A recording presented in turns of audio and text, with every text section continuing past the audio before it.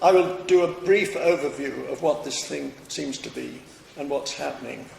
And the impact on nutrition is implicit in this. I'm not going to be very specific about it, because a good outcome is a community which is open defecation free, reasonably credibly so, with social sanctions which maintain that, with a sustainable system, and with things like hand washing very much involved in that, and sometimes going beyond that to liquid and solid waste management.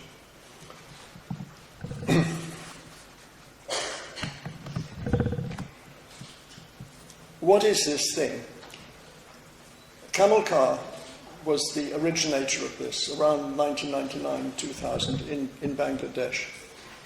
And what had happened was this, that in the past there'd always been this approach of subsidy, which is common sense, that poor people in rural areas, they deserve to have decent toilets. They can't afford them, so we must provide them for them. And it, as far as I know, never worked well anywhere. I mean, it must have worked somewhere, one would have thought. But again and again, we've asked, and people have said, no, it didn't work for us. They were built, they were not used, the materials were used for other purposes, a few of them were used. But in terms of a transformation, nothing.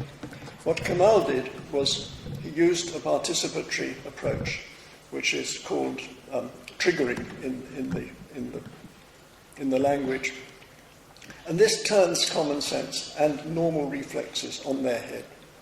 Instead of teaching people, which had been the approach in the past, and lecturing to people and educating them, it's simply facilitating them to do their own appraisal and analysis.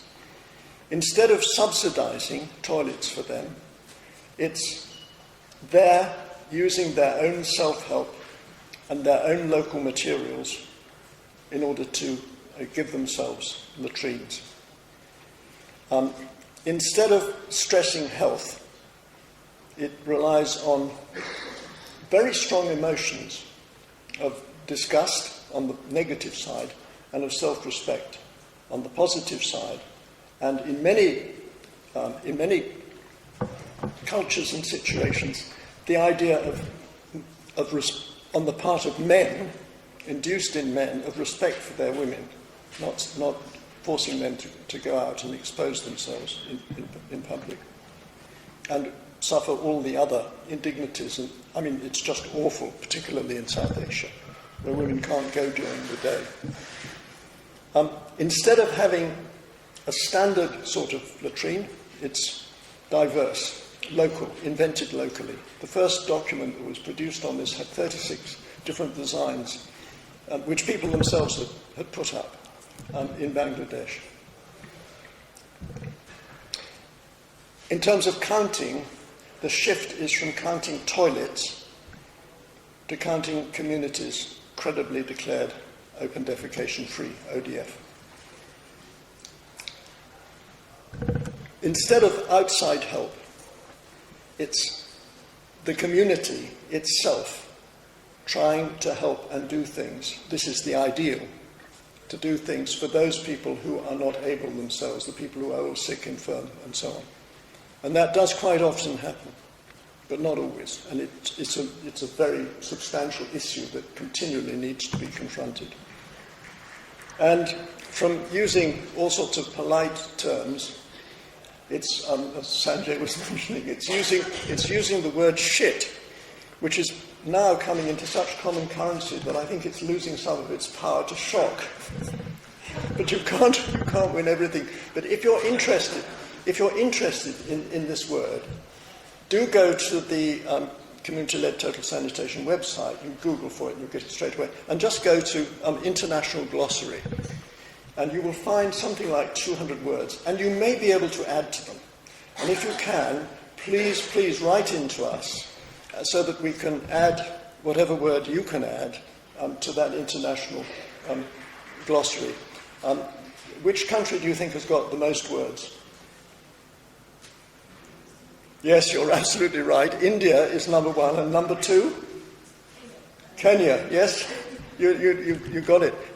India is number one, and Kenya, but Kenya's quite close. but may have used up more of its capacity. Anyway, the point is that the crude local word is used in the triggering. Now, what is triggering?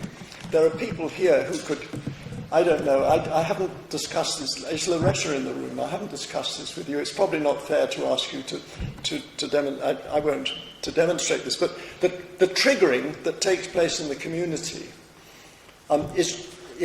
who's been present at the triggering here? Some of you have, not very many, but some have been present at the triggering. It's the most remarkable phenomenon because usually children and adults do this separately.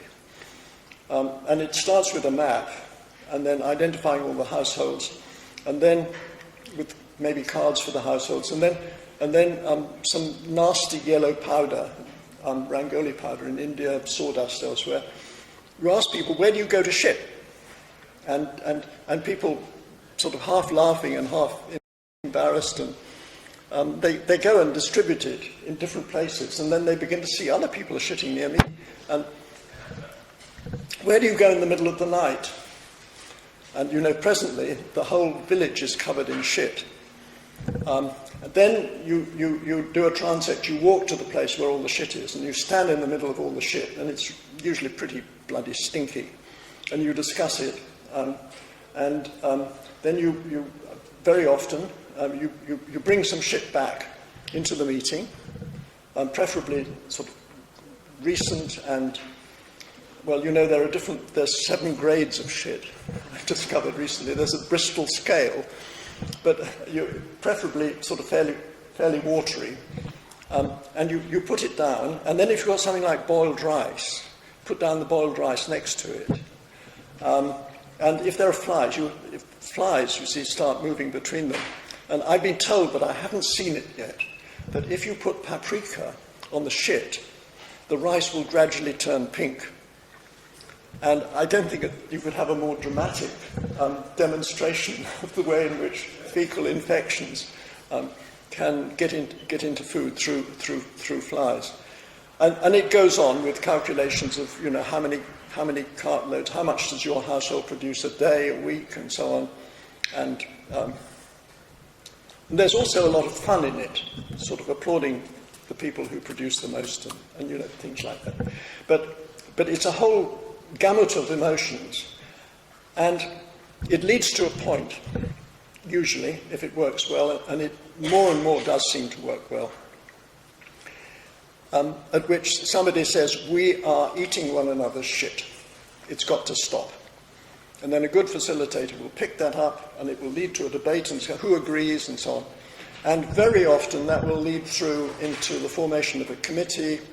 Sometimes new leaders, natural leaders they're called, emerge at this, and there's a debate and discussion about what they're going to do. And I mean, there have been cases where practically everyone in the community has started digging the same day or the next day. And then there are a lot of issues about follow-up, about quality, about declarations of open defecation free, about verification. There are lots and lots and lots of issues around this. But what has been happening is, I think that in quite a number of places, in going to scale, it's been possible to improve the quality and not for the quality to deteriorate. I mean, this is a very, very loose assertion on my part. I'm not suggesting at all that the problems of going to scale with quality have been solved. But what is happening at the moment is really quite remarkable. I made an estimate just before coming here about the numbers of people in communities which have, with reasonable credibility, been declared open defecation free in the world. Now, I mean, this is highly personal, fallible judgment. But my judgment has been that in the last 2 years, the number, and this is despite reducing the number in India quite sharply after the 2011 census, which showed fewer toilets than had been reported. But the number worldwide has gone up from 10 million to 20 million people living in these communities. And I received an email yesterday from UNICEF West Africa, updating what has been happening there. And it is quite astonishing. I mean, Loretta, you could actually, do you want to say anything about the speed with which things are happening? No, you don't want to, okay. But the speed with which things are happening. 18 months ago, the estimate for West Africa was less than 1 million people. That's now the estimate is well over 4 million. And the curve is exponential. And it has a reasonable degree of credibility because we've been looking at the systems of verification which are being used. Now, it doesn't mean that a community that's declared ODF is necessarily sustained. All sorts of things can go wrong. There are many, many issues, and including issues which I know are a considerable concern and preoccupation, and rightly so, of WSP about the market and supplying goods which are appropriate to communities. But what has been happening, particularly in Africa, has been really remarkable. And many African countries are going to overtake, certainly to overtake India. I think they're going to overtake many other countries in the world. Perhaps not Indonesia, because Indonesia has a no-subsidy policy. All the African countries which are doing well have no-subsidy policies. 4 of them have rejected or renegotiated loans or grants from donors, the EU, the World Bank, the African Development Bank, which had individual household subsidy in them. So they've put that down. There are close to around about 20 countries in the world that have made no hardware subsidy their national policy. The last thing I'll say about this is that these things are very context-specific. And when we're talking about Peru, it's maybe a different sort of situation. In fact, in Latin America, it's only in Bolivia that CLTS has had some success through UNICEF. So I think we have to think about different contexts. But as far as the African continent is concerned, the resolute way in which governments have adopted no-subsidy policies is really admirable. And the way in which these are written in and the way in which they've absolutely held to that. And it is only because of that that they have been able to go to scale in the way that they are going to scale at the moment. So my view is that some of them will pass the MDG, who had no hope of getting to the MDG. Some of them will surpass that, I think. They've set very ambitious targets, and many of them won't make the targets that they've set. But I think they will achieve a great deal. So it's a space to watch. And I mentioned Zambia the other day because I think Zambia has cracked a problem which has not generally been recognized, even in the documents I've been seeing from this conference. The problem of having full-time, very good facilitator trainers. Because not everybody can do this. You can imagine. It's not that easy. Some people can do it. Some people can't do it. When there are people who can really do it and who are committed and who are real champions, you want to make them full-time and separate them. And in Zambia, they have one man whose job is finding these people and writing letters to the permanent secretaries and getting them released to be full-time. And Zambia has now got 24 people. It's fantastic. And they've also got the whole Ministry of Chiefs is behind this. So watch Zambia over the next few years. I think there will be a lot to learn from the ways in which they are pioneering with CLTS.